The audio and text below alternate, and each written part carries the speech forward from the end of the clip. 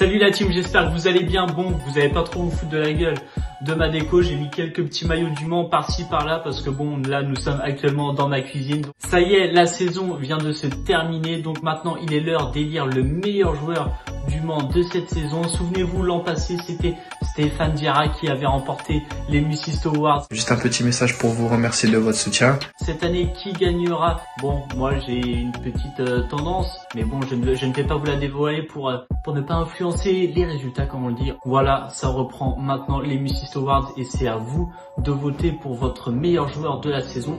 Oh, putain là. Alors, ça se passe comment? C'est très simple, on a mis les noms de tous les joueurs qui ont joué cette saison. Il y en a 22. Bon, ceux qui ont fait 2 ou 3 apparitions, on les a pas notés. Il y aura 4 groupes parce que voilà, pour arriver jusqu'en finale et pour gagner le titre suprême, il faudra d'abord passer par des phases de présélection qui vont commencer maintenant. Il y aura donc 4 poules de 4 joueurs avec 2 poules de 3 joueurs. Dans les poules de 4 joueurs, le premier sera automatiquement qualifié pour le prochain tour et les 2 meilleurs deuxièmes seront eux aussi qualifiés.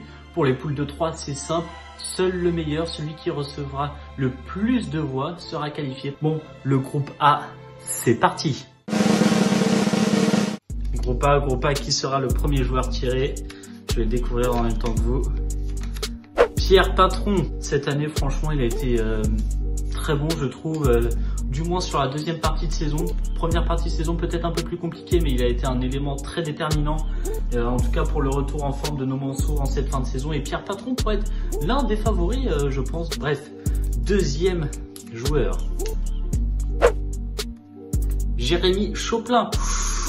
Jérémy Choplin qui a très bien fini cette année, auteur d'un but de la tête, on s'en souvient, face à Lyon. C'était son premier but sous les couleurs du MUC 72. Troisième joueur, Julio Donissa. Ah, Julio Donissa, le Don Circus, le petit clown, Julio Donissa. Mais pourtant, voilà, on va pas retenir que ça de Julio Donissa parce que ça a été un très bon joueur en début de saison. Franchement, il nous a mis des beaux buts de la tête. On s'en souvient, le premier match face à Annecy.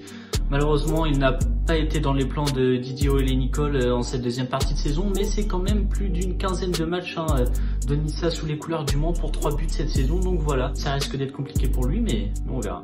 Quatrième joueur pour finir ce groupe A, Alexandre Vardin. Lui aussi qui n'a pas beaucoup joué cette saison, Alexandre Vardin, mais qui a été toujours très fiable quand on a fait appel à lui.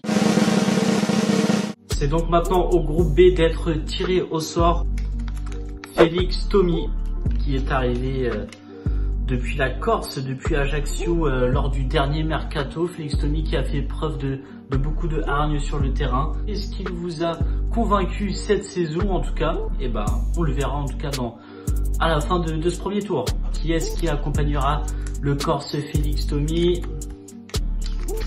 Maxime Bernauer, très apprécié des supporters manceaux qui ne lâchent jamais rien sur le terrain. Maxime Bernauer, très fin techniquement, il nous a régalé avec ses nombreuses transversales, en tout cas cette saison.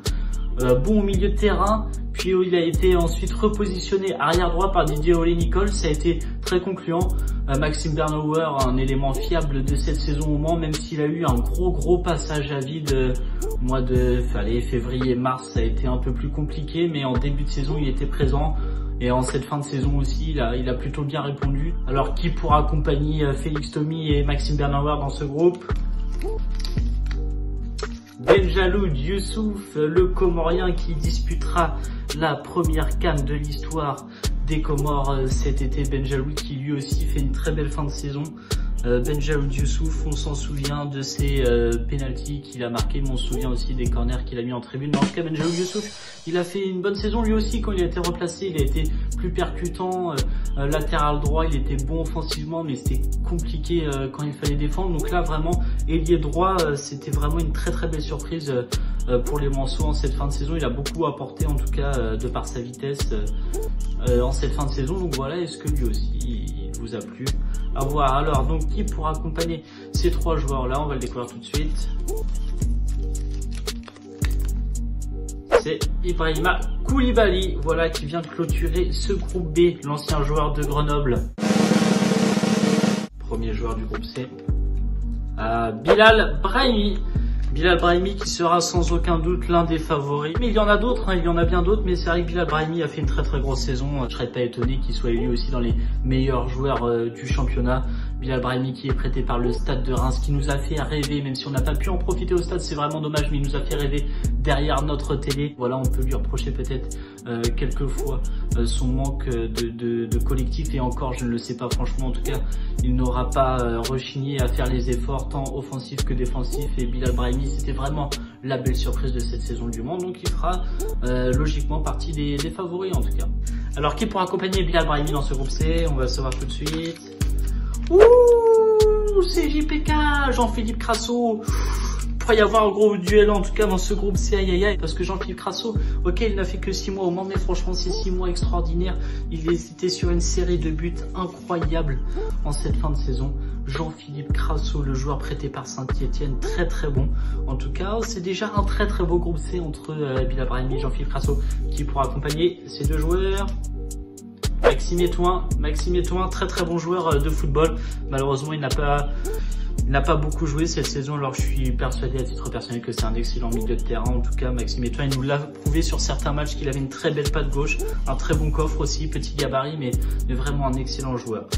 Et ça va être dur pour lui quand même de se sortir de ce groupe de la mort là, j'ai bien l'impression, entre Crasso, Brahimi déjà et Etouin qui pourra accompagner ces trois là. Oh là là, on a clairement le groupe de la mort. On a clairement le groupe de la mort. Pierre Lemonnier. Aïe aïe aïe. Le quatrième groupe et le dernier groupe à 4 joueurs. Le premier, c'est le petit Makan Aiko, c'est la pépite du Mans FC, voilà, qui a été à son avantage sur certains matchs. Ça a été un peu plus compliqué en fin de saison, on l'a beaucoup moins vu, Makan Aiko. Il nous aura quand même fait bien kiffer, en tout cas sur le peu de fois où il a joué. À voir s'il confirme la saison prochaine, s'il reste sur les couleurs mancelles. Mais en tout cas, c'est vraiment un bon joueur, et ça fait plaisir de voir un joueur formé aussi au club jouer sous nos couleurs. Hein. Ça doit être le seul avec Jérémy Choplin cette saison, si je ne dis pas de bêtises en tout cas. Qui pourra accompagner Makan Aiko? Ghislain Gimbert, le buteur. Ghislain Gimbert qui a inscrit quelques buts cette saison. Ghislain Gimbert, auteur de 3 buts cette saison, qui nous est arrivé d'Ajaccio. On l'attendait comme le gros goléador, malheureusement il a fait des bons matchs, des moins bons, il était plus appelé, un peu blessé.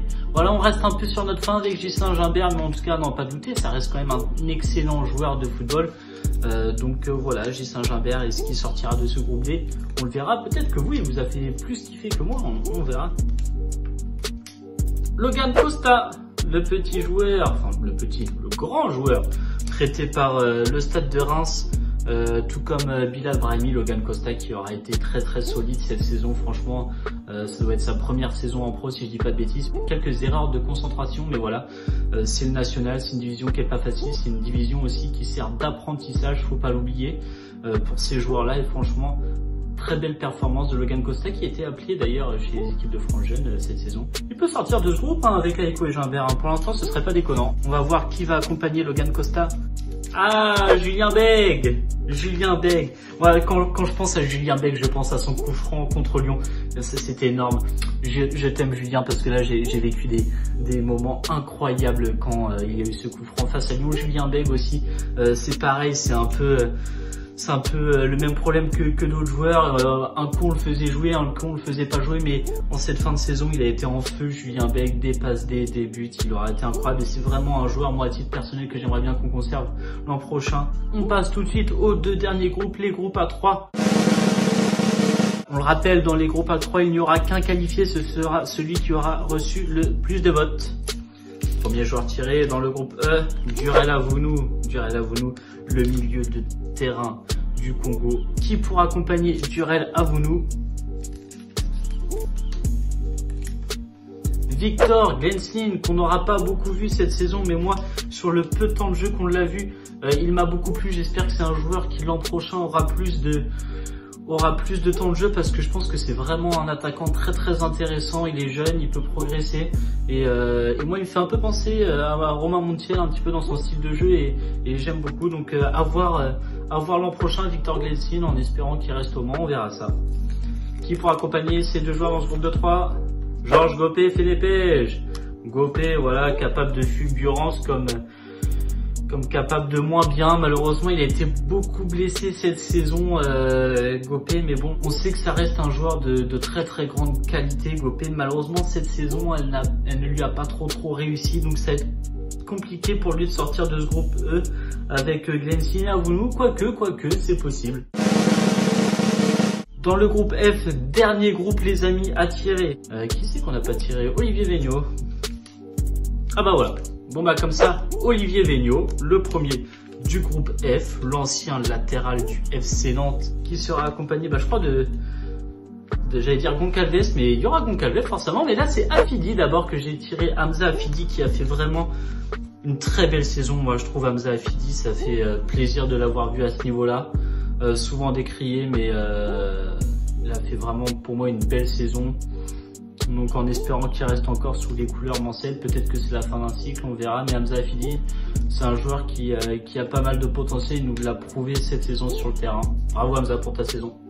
Et donc ce sera Mathieu Goncalves, voilà, duel de latéraux entre Végnot et Goncalves. Donc ce sera aussi l'occasion dans ce groupe de savoir quel latéral gauche vous avez préféré cette saison entre Végnot et Goncalves. Donc voilà, c'est à vous de choisir.